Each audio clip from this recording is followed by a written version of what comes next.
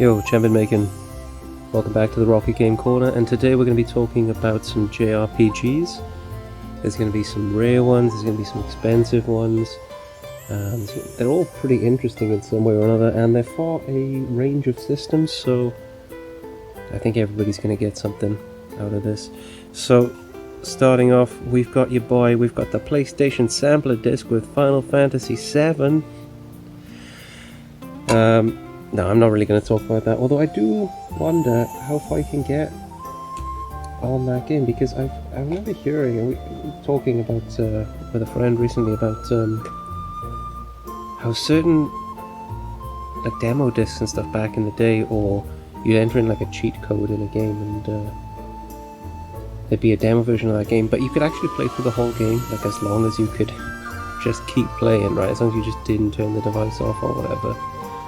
You get the old game. So that'd be interesting to check out sometime, but not now, because you're watching this, and we're going to be talking about an actually really interesting game called Lost Dimension, and this is getting a fair bit of attention these days in the collecting scene, which is nice to see. I mean, the markers are all there, right? It's Atlas, it's a JRPG, there's a Vita version which I'm sure has an additional premium again on it. I mean, Christ, I paid like 15 quid for this because it was pre-owned in-game, and it's worth like 4 times that now, which is silly. You know, we're talking about a space of like 5 years or something, but it's gone up that much in value, which is ridiculous. But to be fair, this is a game that actually deserves the attention that it gets, which was very muted at the time. Basically, how it's structured is, it's your typical kind of dungeon crawler. You climb in a tower, but this time, every time you ascend a floor, there's going to be a new traitor in your midst, and you have to figure out which traitor it could be from a selection of suspicious behaviors that you sort of... I mean, it's weird because his ability is precognition, but he kind of reads minds using it, even though there's another character that's a mind reader. To be honest, the writing in this game is not... I'm not going to say it's not good, it's not well delivered, because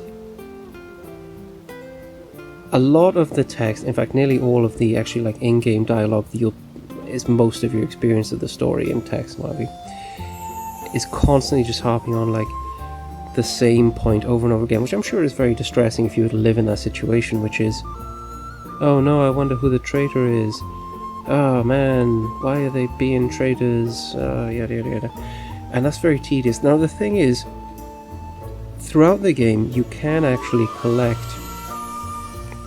quite a lot of essentially codexes, right? Like you get like Dragon Age or Soul or something like that, and those codexes are so ridiculously hidden away. You have to go into the pause menu, go on to tips, and then scroll past the tutorial stuff to then find the lore. Is very strange. But that lore is actually pretty interesting. I'm not going to spoil it. There's stuff going on, right? And it's actually pretty interesting stuff. And it's a shame that it's so disguised by some pretty, I would go as far as to say, bad writing. This game is very dense in terms of mechanics and features. It's got like skill trees, that kind of stuff, yada yada yada. The skill trees all actually have their own like unique function, where as you kill off characters, you'll sort of unlock their skill tree, but how to put it, their skill tree becomes like condensed down to an item, and you can equip that item, and you can't add any more to that skill tree, but it could unlock other stuff in your own skill tree. So like I said, there's lots of interesting little ideas in this.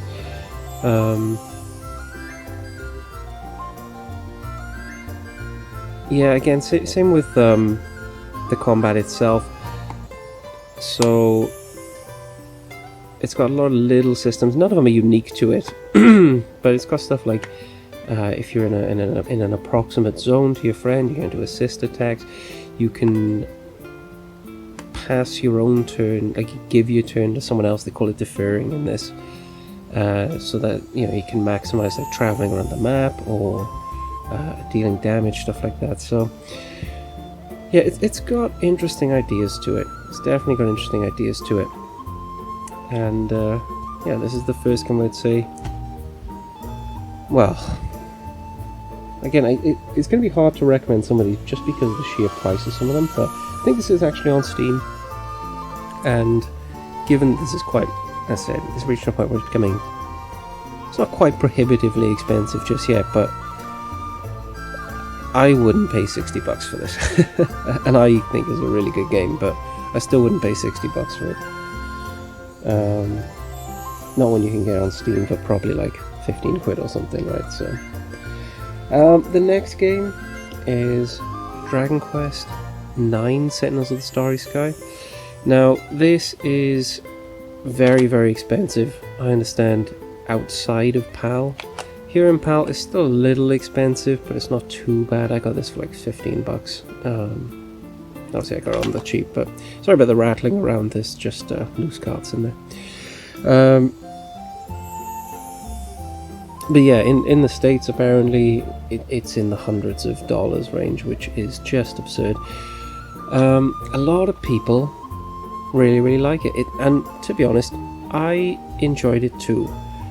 I will say that I had a hard time getting into it. I had to try 3 times, I think, to get into it, but then when I was into it, I was hooked, for sure. It's just your very bog standard JRPG. Now, one thing that's really disappointing about it is that really, you're only the main guy, and I'm not convinced that's the main guy even. It's like, we're going back like a year, but I don't think that's the main guy. But every other character you sort of like create yourself, and that's a bit lame, I will be honest. They are completely irrelevant to the story, which is a bit of a shame. The story is effectively you're like a fallen angel trying to reclaim its wings. It's a little less cringe than that, but that's summing it down in an easy to digest kind of way. And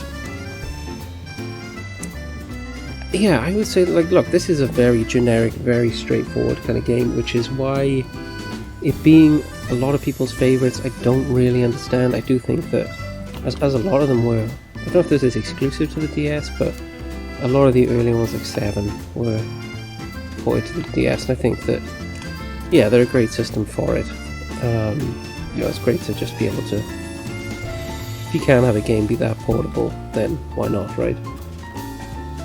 But that being said, there's not too much special about this, so they make a big deal about it having something like, yeah, there we are, over 1,000 weapons and clothing items to choose from. Now, the one thing that is cool about that is that they are all sort of like rendered on screen. So if you've got 2 different shields, they look different. Their icons are different on the map, on the menu. Then you equip them, and the character does actually look different. But it's also not that big of a deal. Like I said, there's clearly a lot of effort and development that went into that, and maybe shouldn't have. There's like 15 different classes or something, and they can all mature. I don't know, like the classes can all like evolve to a higher version of the class. Yeah, there's plenty in this. I will say that, I mean, I must have put something like 40 hours into this, but I've heard of people putting hundreds and upon hundreds, and I believe it. However, that is doing stuff like trying to get all 1,000 items and stuff like that, so I wouldn't say your typical person could get, say, 500 hours out of it, but they could probably get over 100, maybe somewhere like the 150, 200 range, doing sort of like what are typically accepted ideas of completing, like max out all the classes, or get all the side quests, that kind of stuff.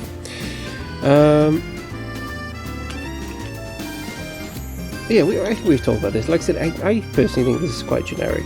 Apparently it's quite hard to get a hold of, it's quite valuable, depending on your region, but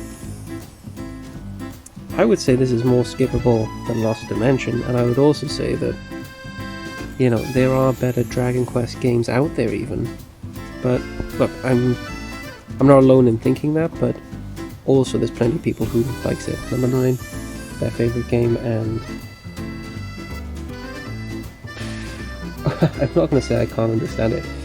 I can understand it, but also I think maybe take a couple of hundred of those hours and play some other games and maybe I'll change your mind. Next game then. This is always an interesting game to talk about. It's Ring Fit Adventure. So obviously the Switch exercise game, I thought that would have more on the back there. That's quite disappointing. This is, in terms of an RPG, it's very bare bones. It's the most straightforward an RPG could be, really. If obviously you take out all the exercise stuff, which obviously is its whole selling point. Look, I think the fundamental problem with this game is that sort of, you exercise and you level up, and that's a nice synthesis of ideas there, right? Like you level up in game, but you're leveling up in real life. It's a cool idea, great. The problem is that as you level up and you get stronger abilities and you unlock the protein shakes for buffs and you equip different gear, so on and so on, right?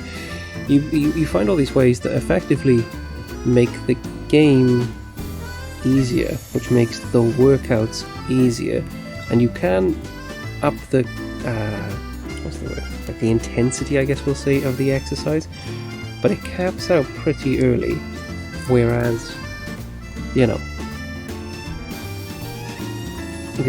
actual, I don't know how to put it,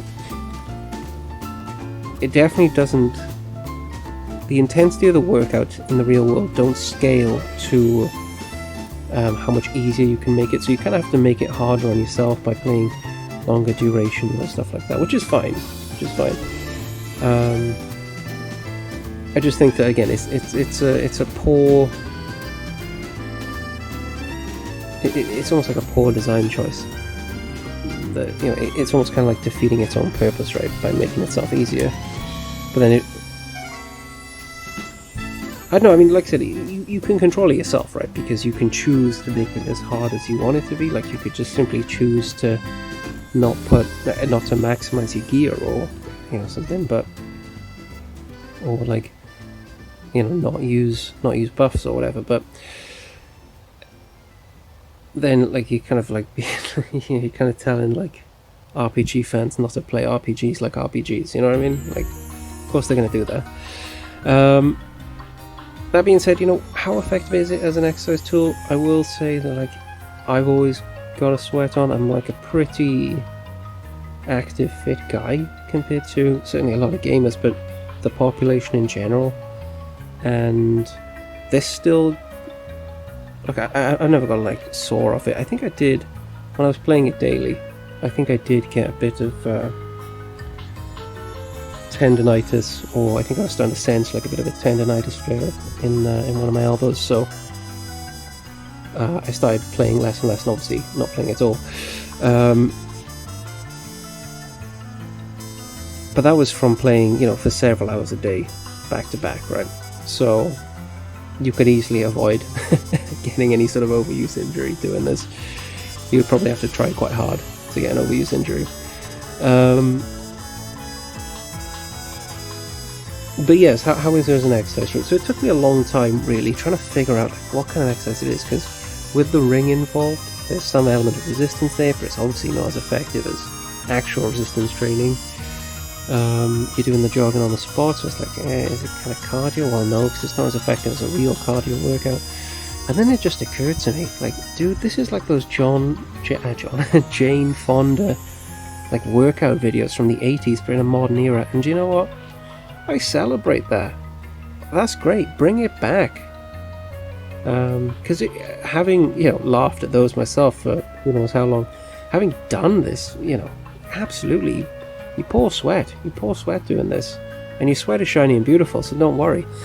Now, plenty of people say this, but you got this villain here called like Drag X or Dragon X or something like that, and he's like this embodiment of like body dysmorphia and it's like toxic exercising, and I think it's great that like that's what you're trying to beat, because particularly if you're getting into this as some sort of like exercise game and it's counting your calories and it's counting your workout times and all that kind of stuff, right? It's very, very easy to fall into, again, like this obsession with your body and well, body dysmorphia, right? And I think that it does a really, really good job of just being like, hey man, see this guy? You don't want to be this guy, right? I mean, he's literally the villain. And it's got just like nice little just tips throughout the game and like loading screens that'll tell you stuff like, eat this food to get this kind of vitamin, it's just good lifestyle stuff, like good like health stuff, as opposed to just being like workout stuff. And I just think that this is nice, wholesome content, and yeah, I think it's great. Again, just in terms of like, is it like a good game? No, it's like I said, it's the most bare bones JRPG you could hope for, if you exclude the exercise stuff. But that being said, if you were just going to play like a very straightforward JRPG, like a Final Fantasy or something, and you're not playing it obviously for the story, which is what you're going to be doing with something like that, or like a Final Fantasy or something, then look, this is better exercise than, well, any other video game, right? Any other game, the most exercise you're going to do is just like tap your thumb. This, you're doing something, you're always doing something, right? So it's got that going for it. Let's move on to the next game. So the next game is Star Ocean Till the End of Time. Now this is a game that, I mean, obviously I've got complete in box. This is clearly a real edition. Do you know what? I can't tell because obviously the front is so badly. Yeah, I mean, it's just, it's not even like a believable effort at a cover. I can't tell if this is the real book or not, because if it is a fake book, they've actually gone to like quite a lot of effort. But then I can't imagine like any real book like not having at least a cover like this. I don't know, man. Anyway, look, this is a really, really good JRPG. It's so good that for the longest time, like me and my friend growing up who used to love JRPGs, used to play JRPGs together, we both thought like this might actually be the best JRPG of all time. But that being said, both of us had this copy. Oh, how should I put it? We both had a copy. This is also one of them, which it just doesn't work. You get quite far into the game. Like really, really far into the game. Well, I assume it's really far into the game. It's certainly many, many hours. Certainly a few dozen hours. And it just gets caught on, I think, a cutscene or perhaps a loading screen or something like that. I can't remember. But yeah, it's a notorious problem with this game, and that's why I kind of have to say to people like, look man, be careful playing this game. You'll have a really good time for the bit that you get to play, but you won't necessarily get to see the credits roll. And I've tried to play this game twice now and failed both times because of this same glitch. Like I said, it's a notorious problem. That being said, I picked up this copy in what was essentially like an independent Blockbuster long after Blockbuster had failed. So very, very strange. But I got it for $3, and it's nice to have my own version of it, even though I will never know what the ending is. Right, and then the last game here, this was a difficult choice because there were obviously a lot of options, right, in terms of what JRPGs to cover in this, and I wanted to go with something that was perhaps a little less well known. Plenty of games have like interesting, particularly in JRPGs, like they tend to have lots of like at least gimmick mechanics, right? They tend to have something interesting and several something interesting going for it. But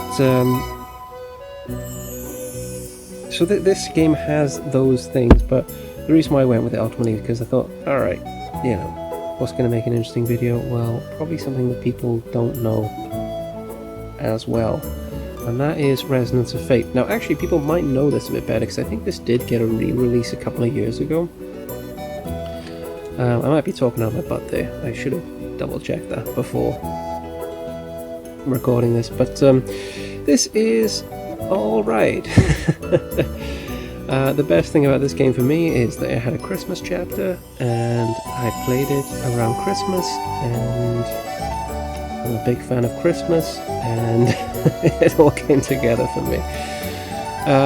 Look, so basically this is the kind of JRPG which is similar to Lost Dimension or Breath of Fire, Dragon Quarter, something like that, where effectively you've got movement points and you want to kind of use your movement points in a way that like intersects. I can't remember why, but effectively it's better, it's good, take my word for it, with the other people's movements paths. And also it's a lot to do with like having scratch damage, but then being able to use scratch damage to take down the shields, or even their main health bar, I think, but then it's consolidated by doing real damage on top of it. And then there's grenades, which are kind of like a separate thing as well. It's fine, it's all interesting and good. It's got, I will say, it's a gorgeous looking game, even for the PS3. And one of the things that's most impressive about it is, similar to Dragon Quest here, it's got these customizations. Now they're purely cosmetic in this game, but quite a good range of cosmetics, and the characters change. I can't remember in the cutscenes or not. I think I remember being impressed because it did happen in the cutscenes, but I could be wrong. I'm almost definitely wrong. But yeah, in terms of the games themselves, like, yeah, again, you change this guy's hair color to black and put some shades on him, and he's running around firing guns with, you know, looking like an emo. Cool, right? That's what we want. And that's about all that's really... Actually, no, there's one more thing. So the map you kind of unlock, and the way that you unlock it is with these sort of like hexagonal... Imagine like a tetramino, right? But they're made of hexagons instead of cubes, and yeah, you can have your four hexagons by one another, or you can have them in zigzags or straight line or whatever, right? And you use them to unlock the map, and this sort of decides where you can traverse. But also, it had like these different colors that acted as keys, and then also there were things on the map where you could like connect them, and then that area that were all connected would get sort of like, say, increased drop rates or increased encounter rates and stuff like that. Which again was a nice little interesting thing that you could control, right? Didn't have too much extra content, you know, a couple of side quests, an arena. I don't know. It's a very straightforward JRPG, but it is gorgeous to look at, and like I said, just one that I thought people might know less about. Let me put it this way: this is a game you could afford to sleep on, right? You're not gonna miss too much of the zeitgeist, or heck, I wouldn't even go as far as to call it like a hidden gem. But that being said, you know, if you did see it out and about, you will have a good time playing it, and that's what we're here for, right? We want to have a good time. So I think we're just going to wrap this up there. want to talk about any of the games I mentioned today, then we will, well, we can talk about it in the comments, or otherwise, if you like this like going into more genre-based stuff, or want to talk about RPG specifically, that's one of my niches, that, and sort of like TCGs. I was thinking about making one about digital TCGs. So, yeah, let's just chat. Bye.